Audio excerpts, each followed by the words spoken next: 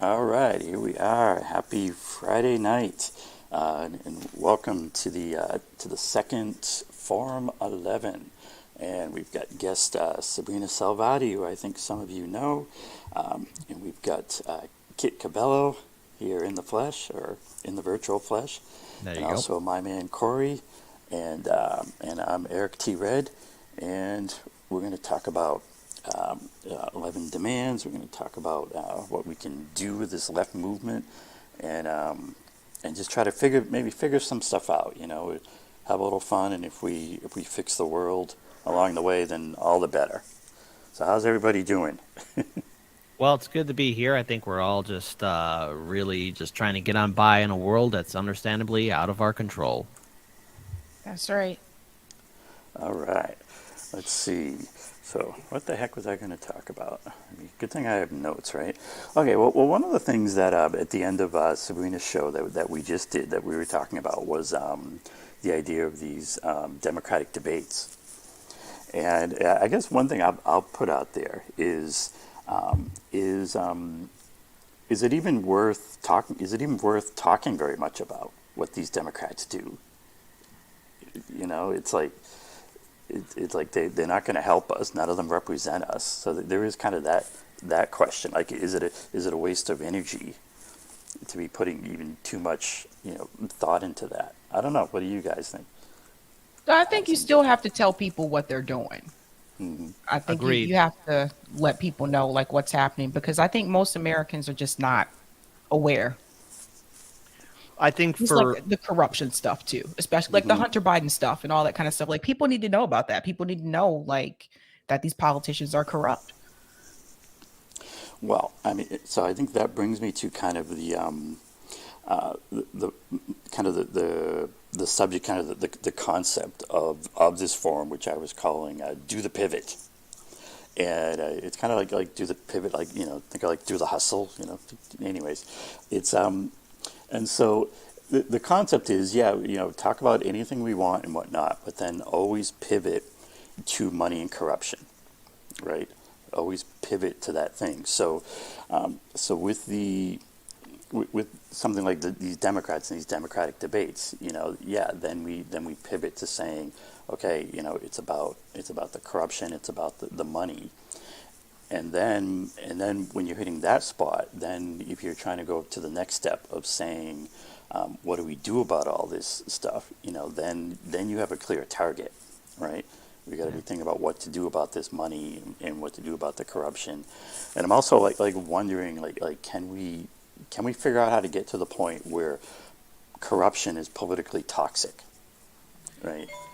um, so I would like to add a little bit onto what Sabrina mentioned in regards to why we should be covering these elections, and just a little bit for the would corruption be one day viewed as toxic?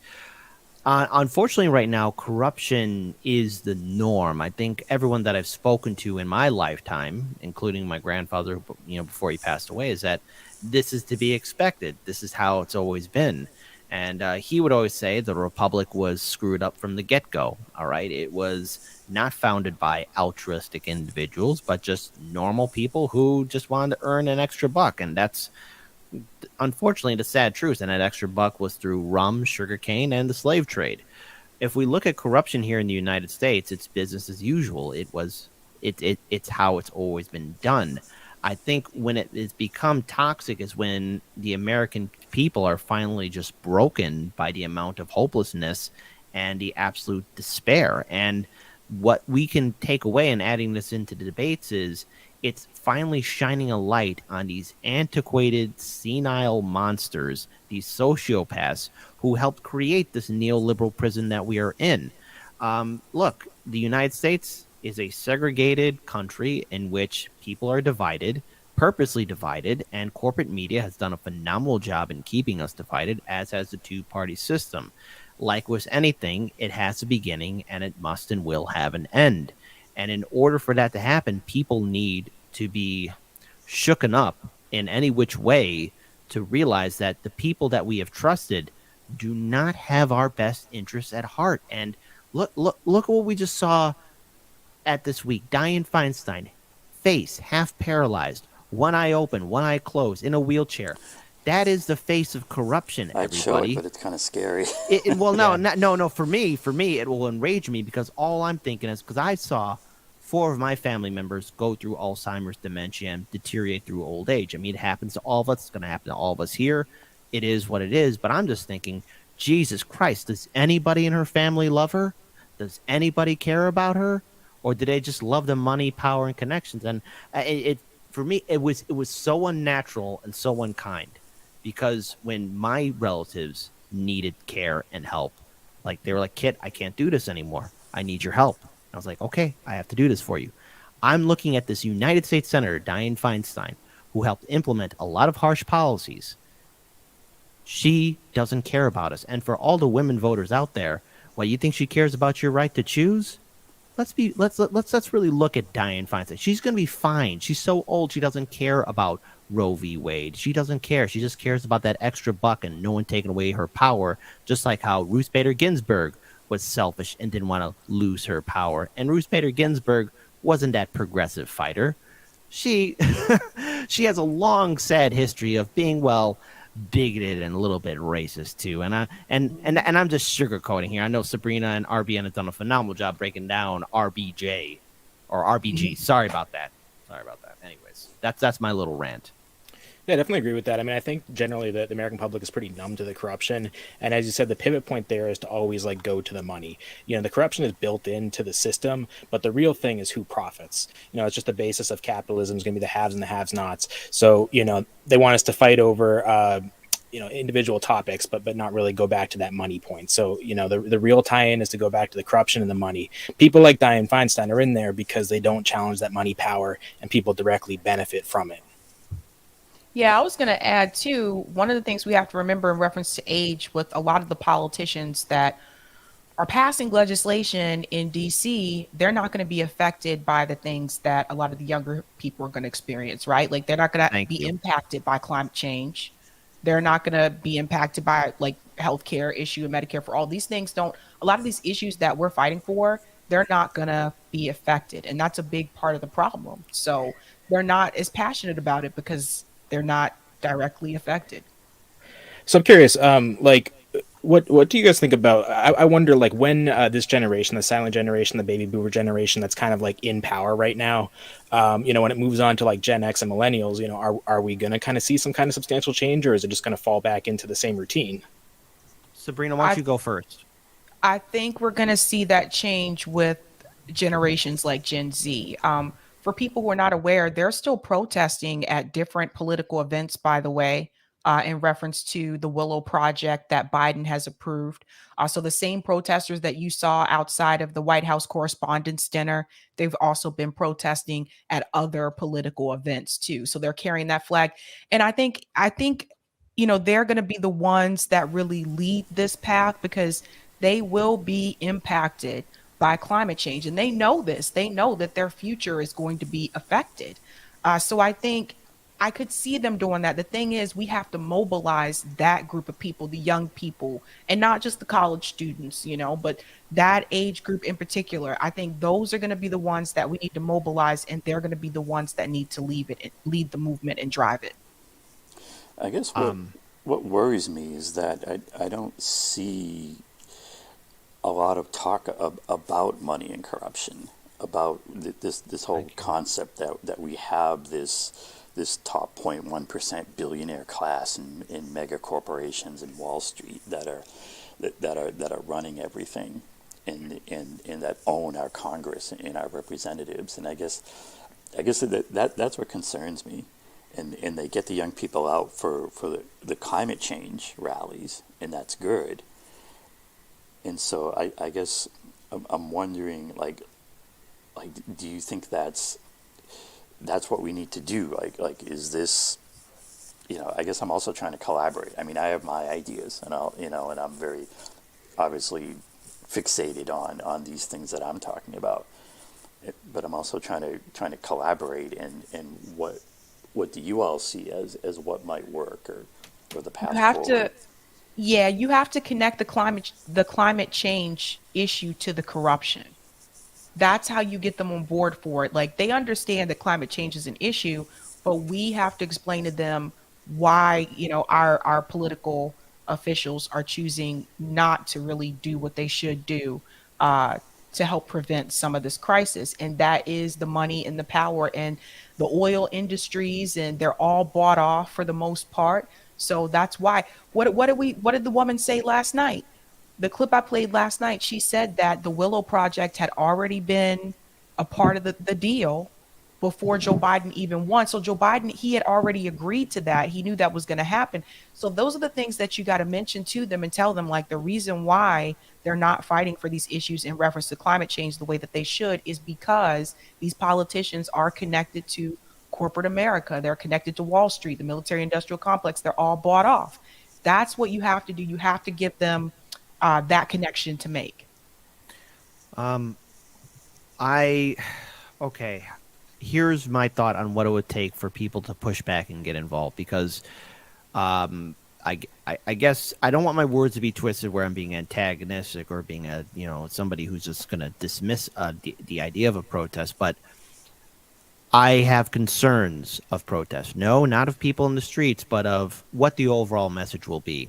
And I got to bring up that CNN town hall with Trump. And apologies if I ran too much. Please, somebody jump in. But hear me out. I have to explain this. With that CNN Trump town hall, number one, it showed that Trump was prepared and caught the entire establishment and liberal media completely off guard. And at first I was like, that's pretty funny. And then I thought, okay, what comes next? The escalation. That is people mobilizing the streets. And that's mostly the brunch crowd, the liberal crowd, once again dusting off their marching shoes and joining us. And in 2016, Jimmy Dore said that was a good idea because maybe finally everyone can work together and do something to build a progressive movement. But I covered a lot of these protests from 2017 to goddamn 2020. And I got to tell you, in Chicago, you don't want to know what the activist community was doing? The protesters, these quote unquote resistance against Hitler 2.0, rally around somewhere in downtown Chicago and then march to Trump Tower, not in front of the building, but at the river, right across from the river. And one day I walked out of the line just to get a wide shot, and I saw it. They were marching into a caged area that the police set up, and they've been doing that for years. And I finally decided to step away from the herd, and I saw that's what's going on. I'm thinking in my head, that was like late 2017, early 2018. And I said to myself, Malcolm X would never let his protesters or followers go into a cage set up by the police. Dr. Martin Luther King would never do that. All these liberals, any kind of group that started up this Me Too, Time's Up, any kind of resistance against Trump would always get somehow co-opted into the Democratic Party. And everyone's got to vote Democrat. Everyone's got to vote for the establishment. And we saw that come into fruition in 2020 with Biden's ascension to the White House. And my worry is once the liberals are once again back in the streets, everything that we want to do is going to be somehow controlled. And that's what we have to really keep an eye out. It's just not, oogie boogie, the establishment, the police, or Trump and Republicans. It is liberal establishment, hack frauds, and a lot of their sycophants controlling of, we got to be polite and nice. Because every activist leader I was interviewing, they would always have that kind of secret smile and nod of, we got this plan. And none of it came into fruition. I did a documentary in October with my crew, a follow-up to Toxic Tour about how Lake Michigan's being polluted. Thomas Frank, the individual that I interviewed there, myself, Connor Dorr, and Daniel Lupker, we were there. And you want to know what Thomas Frank said to us about all the activist organizers there? The only reason why they were there was because they wanted to stand against Trump. As soon as Biden got into office, whoosh, they're all gone. They're all at brunch. So all this stuff about protesting, I say, like, people like CJ, Nick, Misty Winston, I call those people the dauntless few because they got consistency and at least they got a goddamn plan. The vast majority of these activists and organizers and people in the streets that want to resist against the establishment, they're only there to probably make themselves look better or put relevance in their life. When Due Dissidents was talking to those protesters that were so happy that Trump is going to trial, I've seen those. protesters before, and I'm like, oh God, they're gonna come out the woodwork. And these people, the only reason why they're out there in the streets is because it puts some dopamine in their head in thinking that they're resisting against Trump. When I look at those kind of people and I say, and I think these are the same people who say, oh, if I was alive in the Civil War era, I would have been one of the good ones to save the slaves. If I was alive during World War II, I would have resisted against the Nazis to save the Jews. And the answer is no, no one's going to do that. It takes a lot of courage to put yourself out there. It takes a lot of courage for what we're doing here. And we have got to keep our heads on a swivel. So if there are going to be movements and change, because it impacts boomers, Gen Xers, millennials, Gen Z, so that we can actually have a voice and everyone on the political spectrum. But we cannot have neoliberals once again taking the reins and saying, we know how to do it better. We know how to organize within the system. Anytime we connect ourselves to the system, it always dies. Me Too, Time's Up. Dare I say it, Black Lives Matter, too. I mean, every single institution that was resisting against Trump sooner or later got twisted into the Democratic Party. And as we've said on all of our shows, the same people who control the Democratic Party control the Republican Party. It's one big club, and we have to build movements and institutions and organizations not connected to the DNC. And when Trump is once again in the headlines and people are protesting in the streets, we've got to be able to differentiate from people who want to control a narrative and say, hey, we got to vote Democrat, to, hey, break away from the two-party system. Now, I apologize for ranting, but this is something we have to keep an open eye out for, because if not, we're going to be right back here again. And Gen Z has a lot of incentives to protest. And yes, even boomers, Gen Xers, and millennials, hell, especially boomers. I know a lot of people who are like, oh my goodness, my descendants are going to be worse off not only than me, but even my parents. So, and that silent generation's dying out too. So the thing is, it is in everyone's best interest to be involved, but it's also for everyone to keep an eye on who is leading said protests or movements. What is the narrative being spewed? Because if it's saying, hey, go vote Democrat, once again, we're all going to get it collectively up the wazoo. And I hate to be that bad guy, but that's something we got to keep an eye out for. This is where I would come in and say, do the pivot. Right? Pivot to what is the core problem here? What is the core thing? Right? And that is that we have this top layer of billionaires, 0.1% in the money, that's running everything. And so these protests and things that are allowed to happen so far are because they allow them. It doesn't threaten power. And so what I'm thinking of is that if our movement is really based on corruption, on money, on the recognition of that at its core, then ideally, hopefully, it's a very different movement than what we've been seeing. Yeah, and that's something that... No, go ahead, Sabrina. Oh, I was going to add too, I think it's important that the focus shouldn't be left, right, or left versus right. It should be top down. And I think that was a big part of the problem with the George Floyd protest, is that yeah, we saw police brutality was an issue, but they made this weird connection along the way that this was because of Donald Trump. So it was a right issue, but it wasn't a right issue. Police brutality happens regardless if the president is a Democrat or a Republican.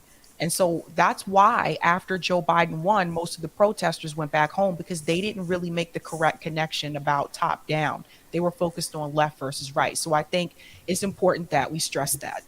Yeah, agreed. And Thank you. do the pivot point, the establishment already has this down. They're already doing it, because they address all these problems, but say, but Trump bad, but this bad. So they're already doing that pivot to pivot people back into the duopoly. So that's something that we have to take accountability for, and like pivot to that top down, pivot to the corruption. And I remember RB and Nick said something that always kind of stuck in my head, that a lot of people, particularly the bunch crowd, are kind of attracted to these like sexy solutions, these easy solutions. All right, we're out here. We don't really know what demands we're about. We're just kind of angry. And so, the easy solution is, okay, give $5 to Bernie Sanders. Okay, like vote blue no matter who. These are the easy solutions that people glom to and then kind of tune out when it happens. And so it's really just about trying to change that narrative and being like, no, like, we need to break out of this. We need class solidarity. One other thing here, too. Remember, it was Morning Joe that said it, that Jeffrey Katzenberg is going into his own personal well to do everything he can to stop Donald Trump. And one thing I'm urging all of us to do, all of my colleagues in independent media, when you see any kind of movements or protests in the streets, and at first we got to ask ourselves, what is being protested against? Obviously, that probably most likely be Trump, but who is funding it? Because, people, unfortunately, a lot of Americans don't realize just how corrupt our system truly is. If they did, to quote Jimmy Dore, if people knew what Barack Obama and Bill Clinton really did, they'd be screaming bloody murder. But a lot of people can easily be sheep herded because they see Trump and the media turned him into a cartoon villain. And Trump knows how to really manipulate television too. It is like WWE, ECW, WCW, and we have got to be the ones, and this will be an arduous fight because a lot of people give us the middle finger or say that we're clueless or we just don't know how things work. We have got to really start waking people up and informing people of, just because Jeffrey Katzenberg is against Trump doesn't mean he's your friend. I've said this on my show this entire week. Everyone's so worried about Trump. You want to know what's going to keep you up at night that will really frighten you? At least Trump has been transparent of just how much of a scumbag he is. There are people worse than Donald Trump. Far more evil, far more brutal. So when you go to sleep tonight, if Trump spooks you out, just remember, there's somebody really worse than him. And they put on a very fancy neoliberal mask. And these said people, once that mask is removed, will surprise you on just how vile they can be. Yeah, can I show an example really quick of what he was talking about in reference to who's funding things? This is very important that people look this up when you get involved in like these organizations or whoever is leading like these protests.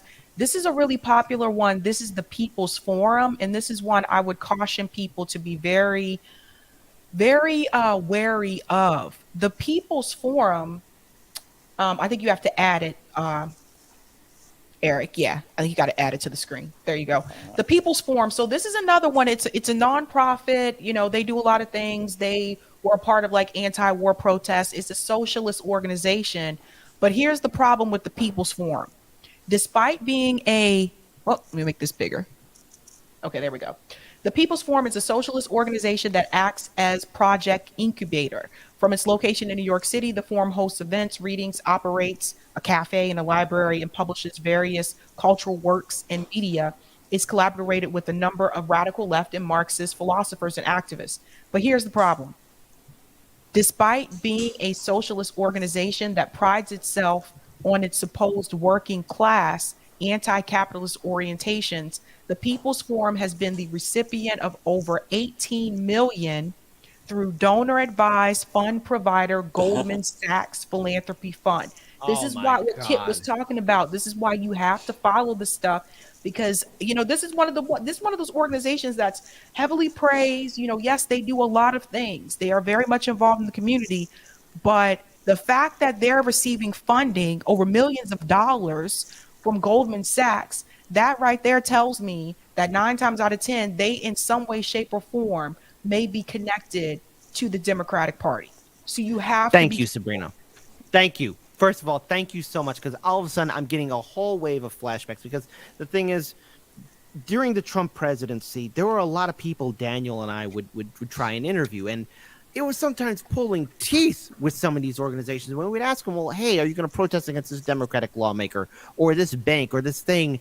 And it's sort of like they would do this kind of click thing where it's like they would form their little shield wall and say, well, we don't understand it, or maybe because we're men, we really shouldn't be getting involved, because there are all sorts of faces that were involved in regards towards the protest movement here in Chicago.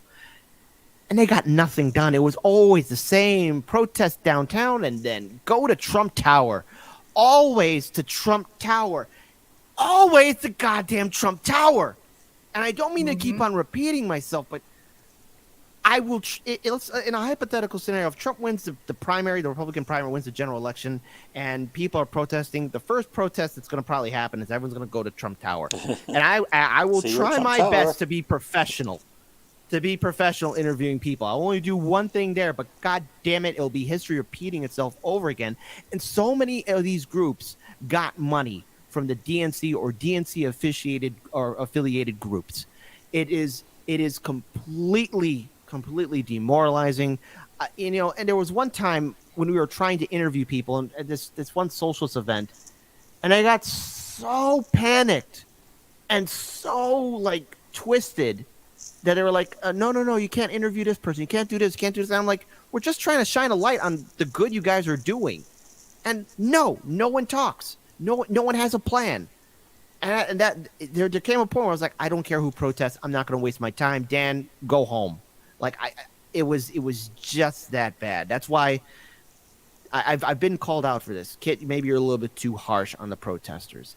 It's not that I'm too harsh on the individual protesters. It's who's leading them, because I've seen this happen before, and it's such a huge disappointment. So Gen Z, you may not have to listen to what I'm saying, but just keep your head on a swivel. Just remember what Sabrina just shared with us right there. Goldman Sachs is donating money to a socialist group. Do you really think the socialist leaders running that organization are going to step up against Goldman Sachs? The answer is no. And that's the Sorry, case with sorry for some the of rant. Sorry for the rant. I'm sorry. No yeah, apologies needed, Kit. That's why you're here. I was going to say that's the case with some of the other socialist organizations too, where they're connected to the DNC or the Democratic Party in some way, shape, or form. So you really have to follow the money. You need to look all those things up ahead of time before you decide to get involved. These movements need to be grassroots funded. They need to be funded by the people. The moment a corporation comes in and offers to donate thousands or millions of dollars, that's when you know your movement is over. So there's a straight up giveaway with these things, in that when you look at like their website and what they're calling for or whatnot, look at what they're not saying. Do they ever even use the word billionaire? I mean, it's amazing to me, how much we can have these conversations and talk about all these things, and like the word never comes up of billionaire wealth inequality and whatnot. And so with a group like that, I mean, obviously not only are they not saying billionaires and bankers, they're funded by one.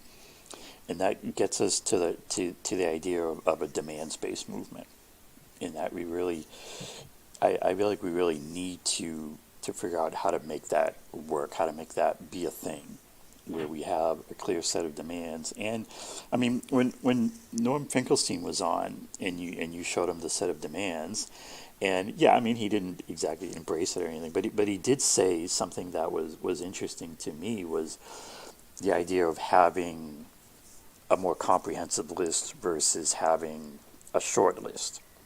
Mm-hmm. And that's something else to hammer out. But if we're going to shorten the list or focus, I feel like the focus needs to be on the corruption and on the money, and on that kind of key thing of saying that they're corrupt. Both parties are corrupt. They're just serving the billionaires and their money, and that's the key problem.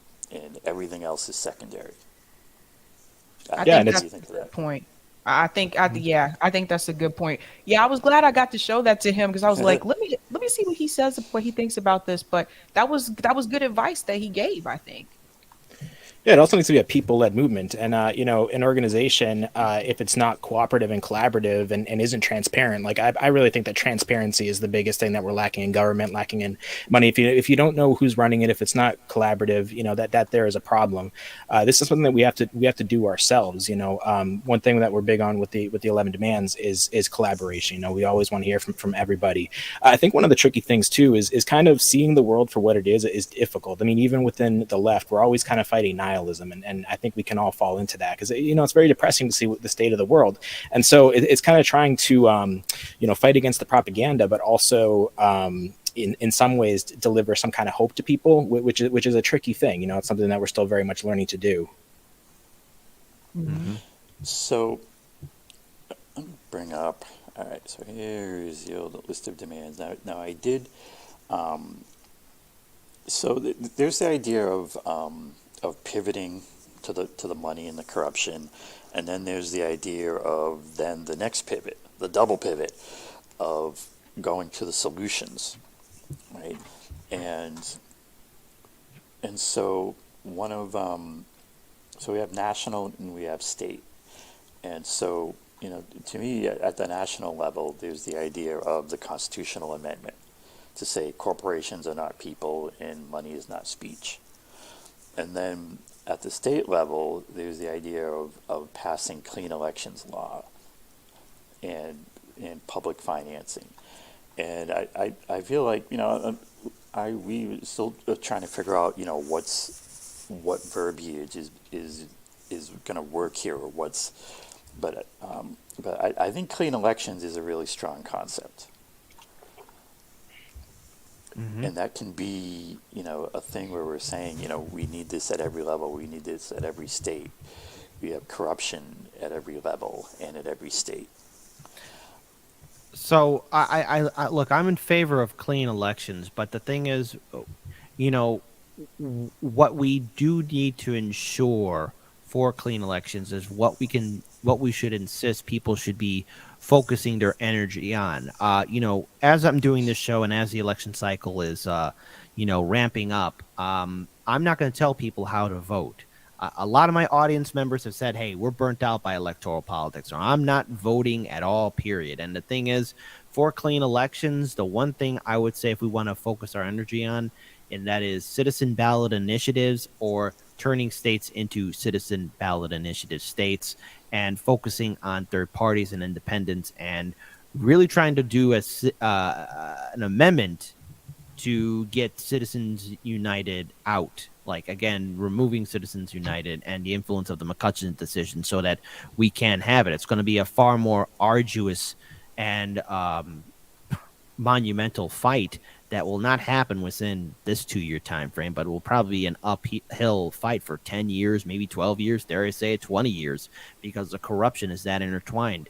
When I was a volunteer for Wolfpack way back in the day, at first, Koch brother groups were like our major opponent, but then all the roadblocks that were set up to stop us were from liberal think tank groups, a lot of quote unquote Democratic affiliated groups. And if we're really talking about doing free and fair elections, clean elections, we got to start now and start building the foundation through state initiatives and eventually through the federal level, because the corruption is that deep. And if we're telling people to be involved in calling for clean elections, we really need to, again, drill it on home. Not to steal words from Trump, but drill it on home that victory will not be within a year. This is going to be a 20-year fight, 30-year fight. And that's what we need to tell people. This is going to be a fight, and a lot of Americans don't understand just how bad and corrupt the system is.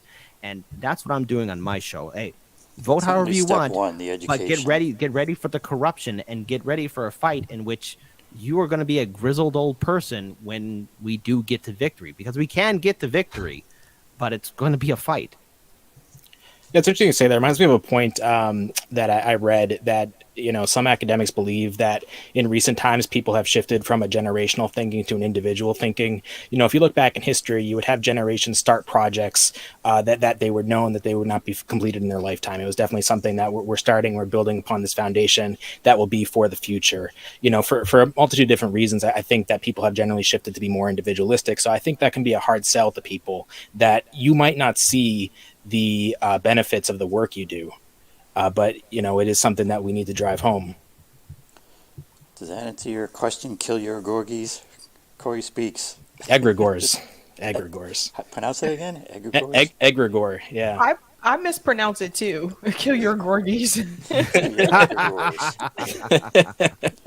They kill us with these, with these names and whatnot. Well, one of the things I've been saying is we need a movement first and leaders second. Absolutely, thank you. Because I've seen my fair share of leaders who mediocre. Taking a word from Mad Max Fury Road with the Morton Joe when one of his subordinates failed him, they're mediocre. A lot of these people who I saw 2017, 2018 spoke a big game, thought they had it all in the bag. Mediocre, weak, every last goddamn one of them. And I gotta say again, guys, if I rant, just interrupt, but it just, seeing history repeat itself, it enrages me, but it also kind of gives me hope, because maybe this time it'll be different. And that's what I'm at least going to do on Hard Len Media when we go live in the morning. Like, okay. I've been really enjoying your show, Kip, by the way. Things are bad, but it doesn't have to be this way. But let me give you guys a heads up on what I went through, so that way you don't have a scar on your soul, okay? That's That's just how I'm feeling. And if I'm being too harsh or critical, someone tell me. Like, maybe there's things I don't know, but it's Well, just there's it's been a about who lot of you're harsh and disappointment, critical to. It's about who you're harsh and critical to, right? I think we should be, very cutting and calling out the powerful, the billionaires and their servants who are supposed to represent us and don't. And we should try to deal with each other, our comrades, when they're acting in good faith, or even when there's questions. We should try to deal with them with as much kindness and compassion as we can. I But think the important save the nasty stuff for the powerful. Yeah, I just think the important thing is that we continue to punch up and also recognize that a lot of the politicians, although we definitely should be calling them out because they are in power and they're public figures, are supposed to be public servants. So, we should be getting in their face about it in a peaceful way, but also recognizing that those people are figureheads for the money behind the scenes. On mute here. So, one of the other things I've thought about is the whole concept of democracy. I guess, here's a question to put out there. Do you think our left movement has given up on the basic idea of democracy as a thing? Sometimes I wonder, In what way? On the national level or the local level? Well, it Yeah, just yeah. Could doesn't. you elaborate a little bit more Well, on it that, just doesn't statement? seem to come up. It's like the way that I frame this is the idea of its 11 demands for real democracy. I'll put it to you this way: when I talk about democracy and talk about real democracy, one thing I'll hear sometimes is, "Oh, that's just electoralism," or "You're just talking about electing candidates." And so I'm trying to figure out, I guess the key thing in there, the key difference is, does that mean electing from the uniparty and Democrats, Republicans, or are we talking about, real democracy of electing people who are really going to represent us? And then that takes us back to, of course, the money and the corruption. And so it's this thing where all roads lead back to that. I think so. They talk about democracy often, but I think their idea of democracy is different than what we're talking about. When they talk about it, they're referring to January 6th. They're referring to gerrymandering. They're referring to making sure that people have the right to vote. They're Now, referring which to they are those you things. talking about at this point? Progressives or regressives or whoever you I want, know, whatever you want to call them. progressives. They're talking about that. I'm talking about the people who still want to do the progressive strategy. They do talk about democracy, but they're referring to those things. They're not referring to direct democracy, and there is a big difference. And I think that's the key. Is like direct democracy is like ballot initiatives. So like electing a representative is not direct democracy, and that's the big thing there. But again, that all goes back to things like the DNC fraud lawsuit. That goes back to things like the DNC being a corporation, and that's something I think that it's in itself there could be a completely different movement just around that, about the DNC, like them having to change that so that they're not a corporation, so that they can't just pick a candidate. Like, so that's not democracy. But like I said, a lot of times when they talk about democracy, they're talking about things that hurt people from voting in the Democratic Party. They're not talking about the things that actually are just unfair and cause unfair elections.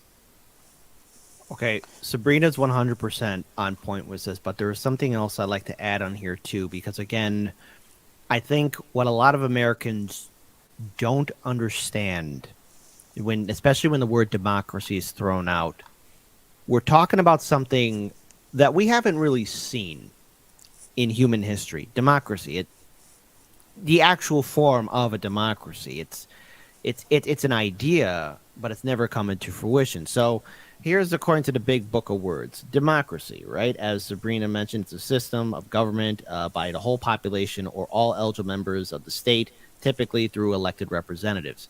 Sounds good.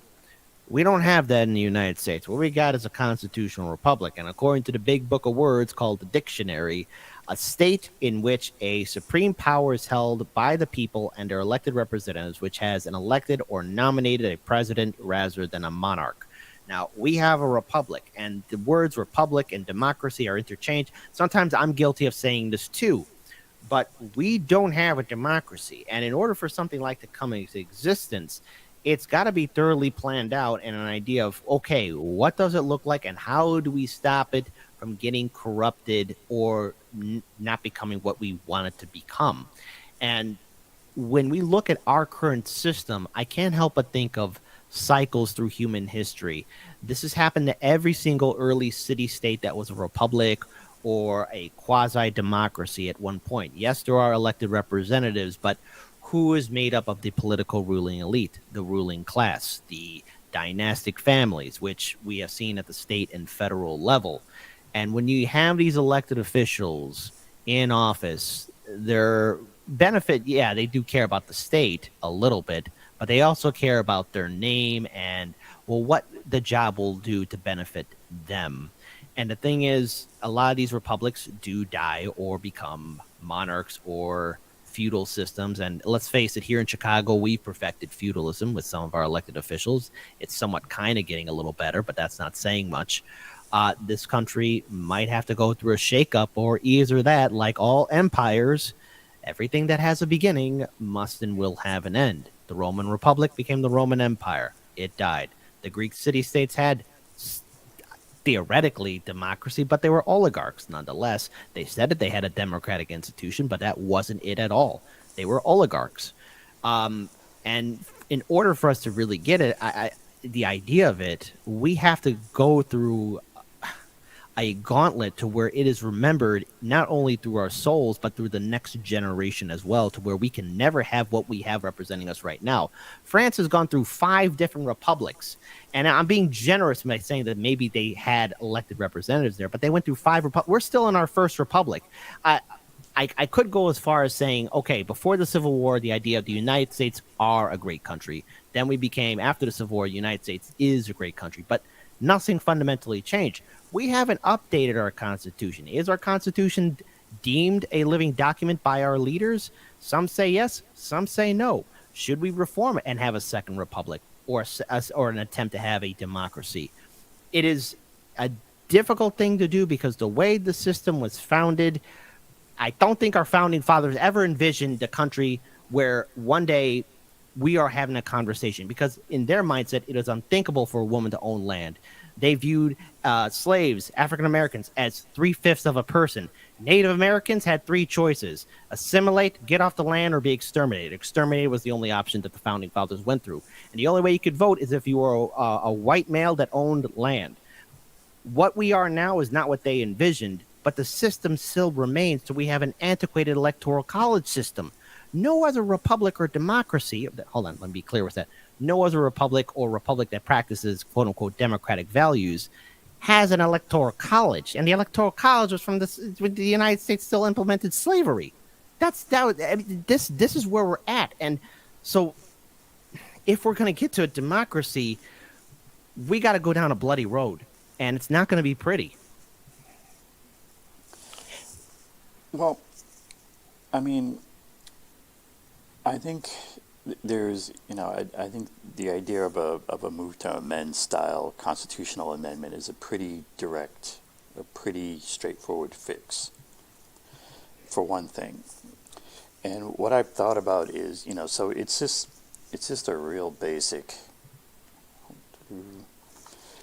I mean, it is one of the things that the establishment does sometimes is they act like these things are complicated and impossible.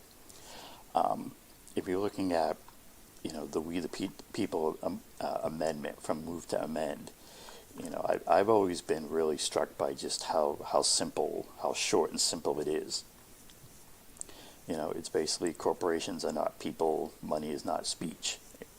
And, a little bit of other bells and whistles and you're done. And I guess what I've wondered is, could something like this be kind of a rallying point, kind of a key thing, in a force the vote style method of where it's where either you're for this or you're against this, in terms of asking, in terms of demanding it from our representatives, as in terms of seeing it as a movement. I don't know. Any thoughts on that? Well, I'm curious, have they built anything around this? Have they started any type of, because I see there's a volunteer. So the Move to Amend group. Yeah. So from what I've seen, I haven't had direct interactions with them. There are parts of the Move to Amend group and thing that I really like. Obviously the key is the amendment itself. Is as far as you need good language for this. You need to have what is the amendment really look like, and that's really important, and that's a key thing that's in here. Kind of the other side of it. So Move to Amend has been around for a number of years now, and probably the downside is I don't think they are oppositional enough to Democrats. I think their game plan at this point is to get all the Democrats on board and kind of schmooze up to them and all, let's all do this together and whatnot. And what I would see from our kind of left movement would be more along the lines of saying to these representatives, we think you're all corrupt. The American people think you're all corrupt. You do any kind of polling. And so you're not going to get a vote from us or any support or anything as a default. Now, if you all maybe do a big push and you really push for this thing and you start doing stuff like holding up Congress, holding up the Senate, and really push this and act like you're making this happen, then maybe probationally we might consider voting for you, or and so I feel like that's the kind of attitude that we need to be taking to this. And how do we get that message to them? Well, I think it comes from us here. This is our little left. I have an idea. I want to steal. I'm not stealing this idea. This is from Roger Meadows. What we could do at the state level? The state level is a great attempt to actually reclaim our republic or try and build something new. You know what we could do? Calling for amendments in citizen ballot initiative states to abolish political parties. Take away their ability at the state level and hurt them at the federal level. Because if they want to screw us over, we in citizen ballot initiative states, Illinois is one of them, should take their ability to be relevant in our society too. And if you don't live in a citizen ballot initiative state, fight to make your state one and do not let up. So that's why I mean that this fight's going to be long and devastating, because it's going to be an uphill fight. But take it away from them. We should not play fair with these people, these politicians. And I'm being generous with the word, with defining politicians as people, because I don't view them as people, because they're not. That's important for people to understand, that piece that he just gave there about trying to do a BI to abolish political parties, at least on the local level, because they're all connected. Like, local politics is national politics is local politics. Some of these politicians in DC started off on the local level first. For example, Ayanna Pressley, she was city councilor here in Boston first. A lot of people don't realize that. We do, those of us who live here, but a lot of people don't know that. So they're connected. And I think that's important for people to understand. So if you were to abolish parties in your state on the local level, then that kind of breaks up this whole, vote blue no matter who, this two-party system, thing that we have. Yeah, I guess I'm just, for one thing, I'm not sure what that really even means, because there is a basic concept. I guess it seems very problematic to me, this abolish political parties, even on a constitutional level. There's a basic constitutional right or thing of freedom of association, and so if people want to get together and call themselves the whatever you want to call it, or even like the Green Party or something like that. I I think you're going to have a problem there. And if you're saying, well, we're really talking about parties and how they're interacting in elections and putting up candidates, then you're really getting into really a regulation. Then you're really getting into an area of election regulation. And I guess and the other thing I worry about is I feel like it takes the eye off the ball of the money, of the corruption. Yes, that's the vehicle they use, but if you took that away from them, I mean, you don't think these trillions of dollars, these billionaires are going to find, ways to funnel that money through if they don't have the parties? It's Yeah, that's a good point. One thing I will say is like the Democratic Party, though. Remember, it's technically not association; it's a corporation. It's a company. right, but that So makes it even harder to abolish. Well, here's the thing. Look, how many? Again, the numbers keep rising up, and more Americans identify themselves as independents. If you give those independents the incentive to fight not only for abolishing political parties at the state level, or making sure that their states can become citizen ballot initiative states, so they can do the same thing too. Again, a lot of Americans have a disdain for the DNC and the RNC, and we got to again. Constantly reminding people just how out of touch these political parties are. We have to look, these political parties, the best way to describe them is an abusive spouse, a partner that cheats on you and steals your money. We got to drill it into people's heads that these politicians, these political parties, do not like us. They do not think about us, and they don't respect us. And Okay, you but are let's absolutely dig correct, down. Eric. Yeah, I know. What's the reason why? I hear you, Eric, in regards, especially with the right to associate.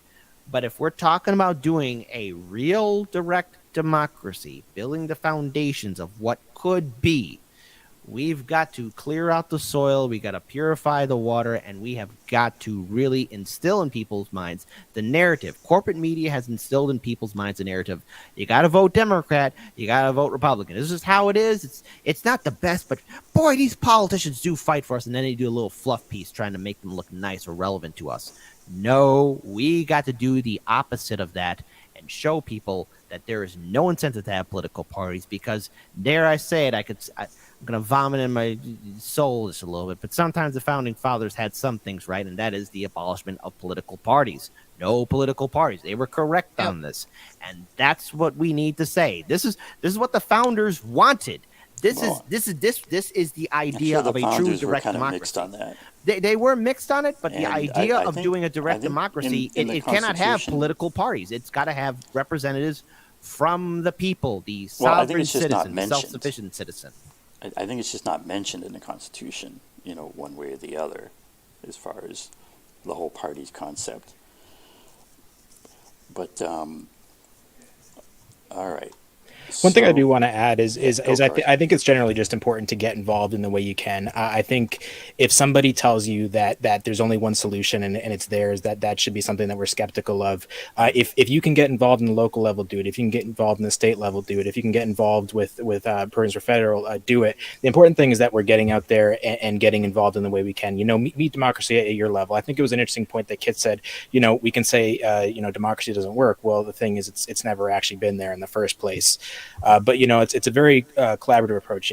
Be it mutual aid, getting involved with ballot initiatives. I think these are all important, and they're all things that we need to cooperate on. I think the core thing is that we center all these things around the money and the corruption being the sole thing. But yeah, I really just think it's important to kind of do what you can, but get involved, because there's evidence that that we need to do that is because the politicians don't want you to get involved at all. If you're dissatisfied with the situation and you stay at home and you don't get involved, they're happy with that. They would prefer that.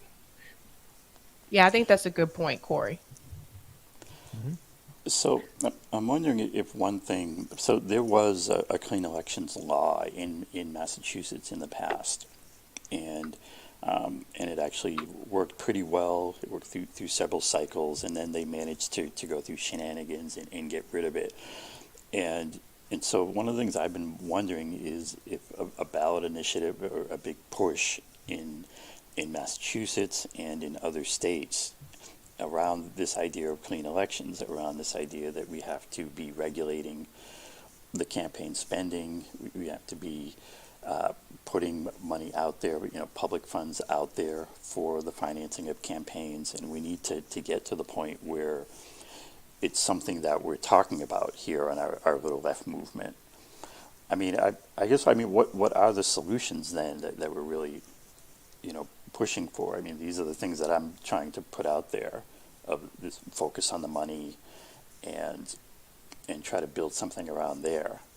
If everybody you would talk to agrees that Congress and the state houses are corrupt, isn't that something that we really want to be leveraging directly and Yeah, pivoting to? I think, well, for me, when I look at things on the solution level, I'm looking at the local level. Like, what can I get done locally, right? So for me, that's ballot initiatives, that's mutual aid, that's direct action, like things that I think may be more effective in a sense, right? Like, so for me, that's where my solutions lie. But if we're talking about like on the national level, I really do think, and I know some people are tired of these videos, but I really do think like what Jose Vega is doing, going to these events, especially the ones that are free, going to these events and calling out the politicians and bringing up, the anti-war movement, bringing that back into the spotlight again. I really think that that is effective. I really do, and I think you need more people to do what Jose is doing. And I know he's teaching people how to do this. They have meetings. And so this was the part two to Rage Against the War Machine rally. When people ask like, oh, okay, there was a rally. Now what? That is the now what? That's the part two, him training other people for how to do that. But I think that that actually is effective. You have to get their back against the wall and call out the corruption and the money, all the billions of dollars that's been going to Ukraine. So that's another thing that can change, right? When Jose does call out those politicians about their war stance, maybe he should add the corruption part to it. Maybe he should add how this is to support the military industrial complex. I think that's the piece that would make it even bigger, so that people who are attending and they're in the audience and they're just like, oh, this guy is just like some Putin, puppet or something like that. If he adds that other piece to it, then they can't say that because he's explaining that this is all for profit. This is all for money. I think that piece needs to be added to it, and that could wake more people up. There's something else too that I need to.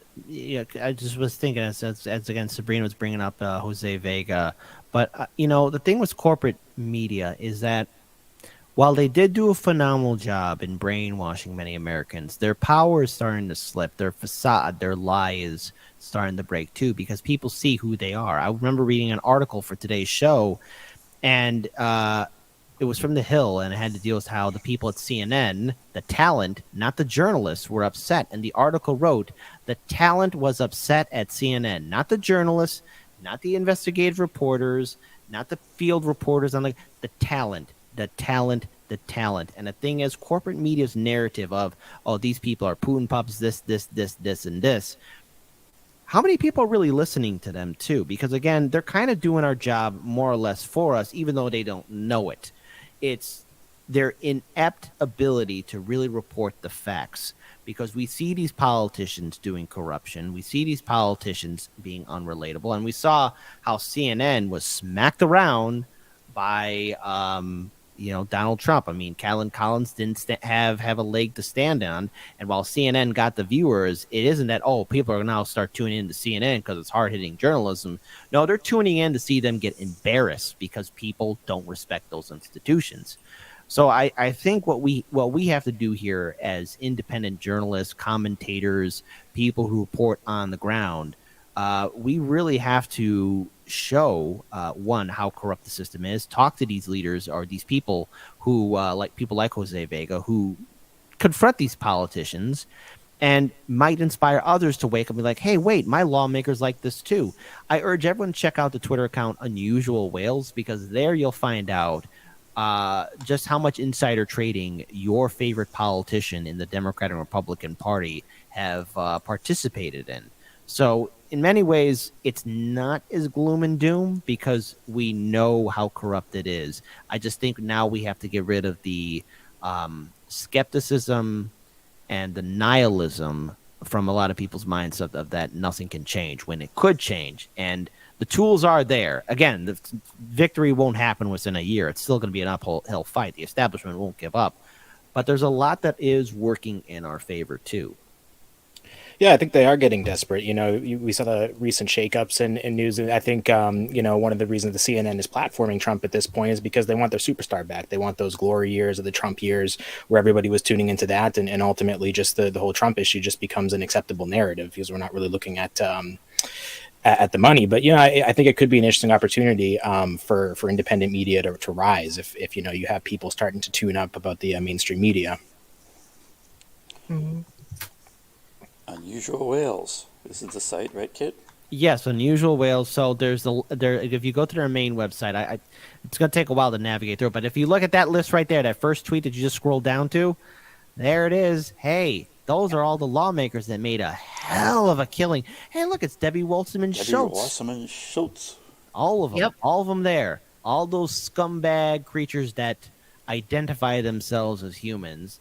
That they've made a huge killing in insider trading throughout all of 2020, 2021, 2022, and yes, 2023, including and while that list is House Representatives, there's also a list of senators too, including everyone's favorite Emperor Palpatine. I mean, Dianne Feinstein. There you go. I'm being mean, but you know what? I'm No, go for it. Go off.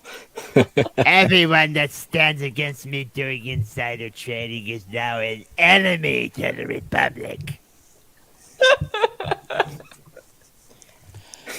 Oh man, that's rough. That's rough. Had to add in some laughter. I'm gonna roll it back. I saved that for the mornings. Yeah, so I mean, I feel like we need to be giving people a path. There needs to be some. I feel like we need to figure out some concrete calls to actions. With this stuff. Yeah. I recommend the next one of this one that we do, bringing Comrade Misty. And I say that because when you talk about calls to action, that's something she's really good at. Agreed. So she's a part of Action for Assange, and like they have many calls to action, and I think she could help fill in that spot. I really do. She's somebody I view as one of the dauntless few who can actually get something done. She's consistent. She's been a huge fighter and a great speaker for the freedom of Julian Assange. Of anything, every single activist should try and inspire to be like Misty. Okay, there. That's just my little bias here. She's one of the few I call the dauntless few. Yeah, because most of those things that I go to, like she organized. I just show up. No, she's a force for sure. Pivoting back to, about calling people out, direct actions, Jose Vega, again, completely respect what he's doing. To your point about doing that pivot, Sabrina, the thing with the demands is it's not like we're attacking all the demands against one person at once. I think it's just like we selectively pick and having that demand, be it money or anything else on the list. I think what's important about that is it creates a metric that we can hold them to. So we call them out on one issue, time goes by, we call it out on again. We have that kind of core thing that we're trying to identify, and that will kind of hopefully make it clear to people that they're not listening to demand at all. But if we have these kind of actions without a core demand that we're rallying against, when we attack them again, verbally, we don't really have like a frame of reference. Like, hey, we told you this, we called you out on that, you're still doing it. It's something that we can use to at least attempt to have some accountability. The protests that are happening with Jose Vega, I would submit part of why that's so powerful, why that's working, is there is a clear demand. Right? The clear demand is to end this war, and to end, and to just stop this crazed rush to nuclear annihilation, and it's this, and I feel like, can we take that and expand that? Can we take that and bring it to the idea that all these wars are for money? It's all about, like, the whole Ukraine war, of course, is all about the money flowing to the military-industrial complex, the defense contractors and whatnot. That's what's really going on here. And then, if you're getting to that point, then it becomes, a talk about the money, and the money is running everything. And so then, we pivoted to the money, and then you're pivoting to, what do we do about it? And then you're pivoting to the proposed solutions. And I guess I'm wondering, is there a possibility, is there a way that we could get all of our lefty hosts talking about it this way? Talking about it, one, always pivoting to the money, the corruption. They don't represent us, they represent the billionaires, they're corrupt monsters. Millionaires working for millionaires. And then the additional pivot to what are we going to do about it? We've got to get the money out. Now, I've been hearing Jimmy Dore talk a lot about corruption. He's been saying that, one of the things I love that he says is they're not just a little bit corrupt. Our Congress, our representatives are 1,000% corrupt. But what I don't, and that's perfect, that's dead on. What I don't hear is then the next thing of saying we have to get the money out. We have to deal with these huge sums of money running everything. And can we get to that? Yeah, I think if you want to get more hosts framing it in that way, I think you would need to meet with them. Yeah, this is going to require a huge collaborative effort. And look, So that's what I'm trying to spark. That's what we're trying to spark. I would say, look, this is something you got to reach out to everyone in independent media, because I don't want to speak for everybody. All right, I don't want to speak for everybody, but I know that we here at Hard Lens, I know RBN. We've all been speaking about how corrupt these politicians are and what we need to do to, combat them and stay one step ahead of the game.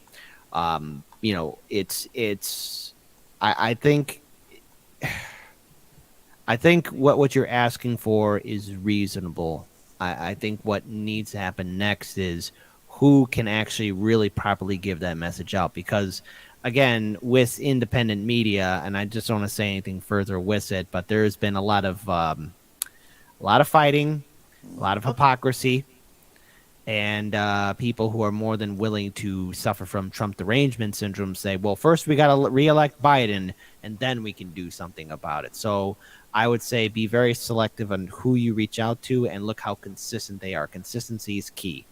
I could see someone like Jimmy Dore talking about it. I know RBN has talked about it. Hard Lens has talked about it. But,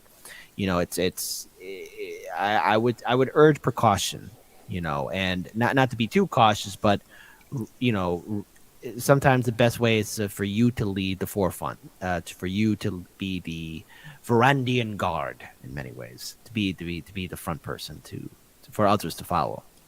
Right. Like, it would be probably the best way to get this message across in the shortest amount of time would probably be for you and Cory to go on Jimmy Dore with this message. Well, we're ready. Just being honest, that I think that would be the best way, because the thing is most people just don't know what else to do outside of just vote for, the lesser of two evil or do the progressive strategy. Like, that's pretty much what most of left media is. So that is their solution. They're not thinking outside the box. So I think Kit has a point. Like, you have to be careful about who you reach out to, because the thing is, like, we're not even united, across media. Yeah, and not to mention one other thing here too. I mean, let's look at the fact of the entire landscape, and that is, we still have the shadowed remnants of the Bernie Sanders movement. And I hate saying that man's name, because so many people want to recreate that movement, recapture that lightning in the bottle. And it's I think that now that Trump's back, people are going to be wanting, like, who we're going to have, and then vote Democrat. I would say the best thing you can do is for you to be that voice first. And there are other people who are allies who will be more than happy to promote it too. But I think you got to climb that mountain. And that's something we've all done in independent media. Every one of us has done in one form or another. And it's not going to be easy. But to quote To quote Genghis Khan, or not Genghis Khan, but I thought I might as well attribute this quote to him: "A deed is not glorious until it is finished."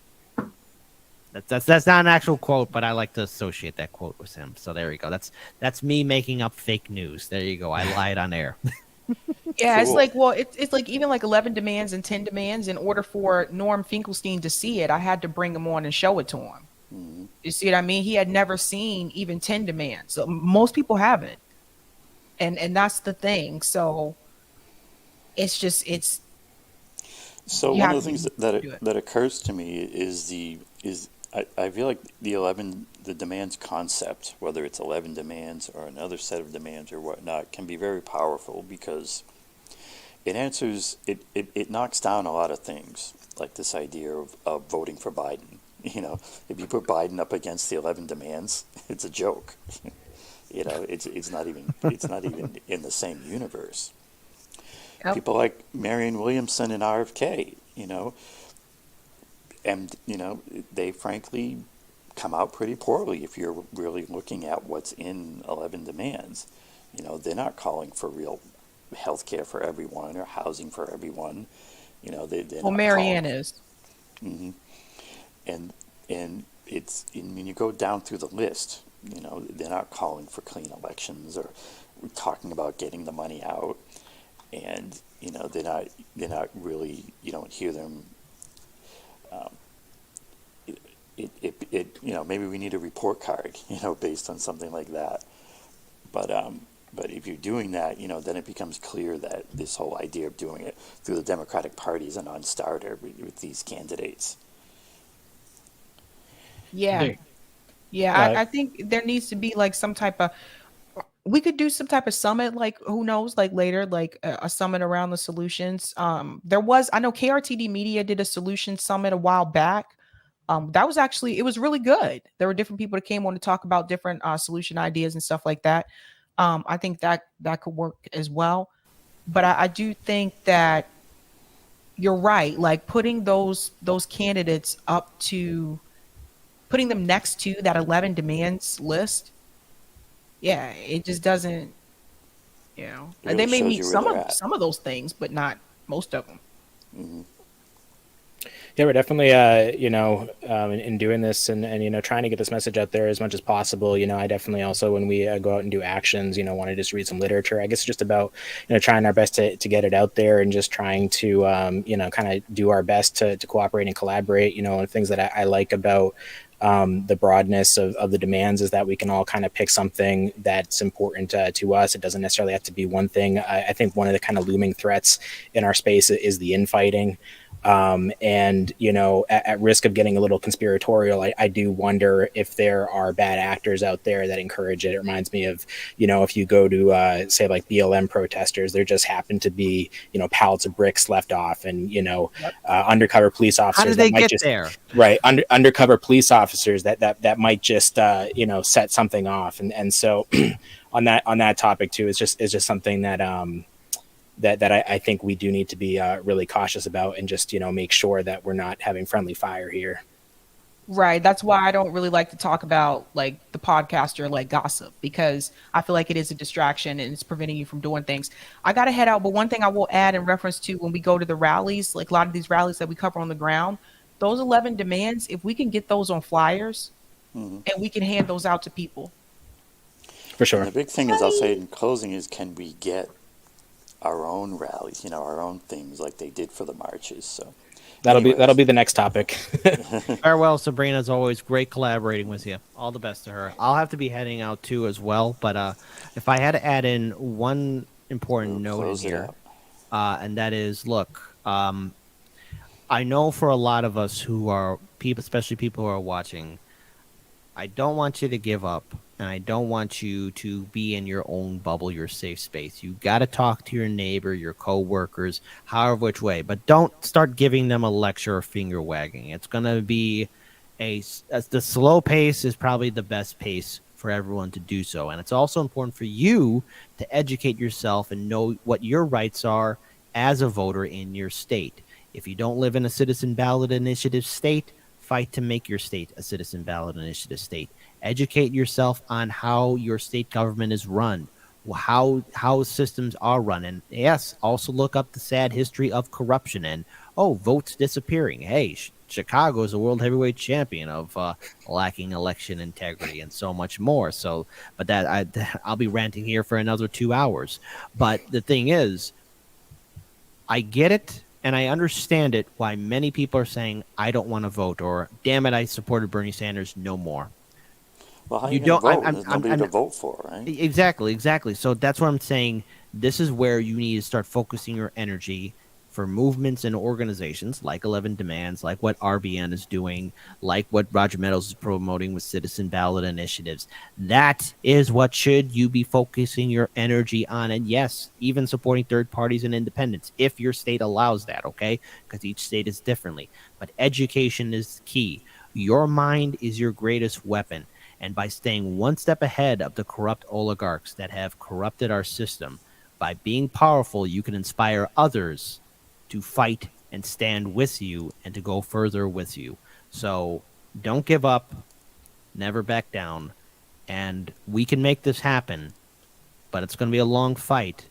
But we're not doing it for ourselves. We're doing it for those who are not here yet and for those who are not standing with us now. Yeah, definitely agree with that, and also agree with not shaming people. Sure thing. All right, I have to head on out, gentlemen. As always, All right, it's everybody a real watch Hard Lens with Yeah. with Kit in the mornings now. And of course, everybody knows about Sabby Sabs, or you can see us once in a while. And I think with that, we're going to bring it to a close, except do the pivot, always focus on the money. And we'll see you around next time. Take care, gentlemen. Take care. Thanks, Kit.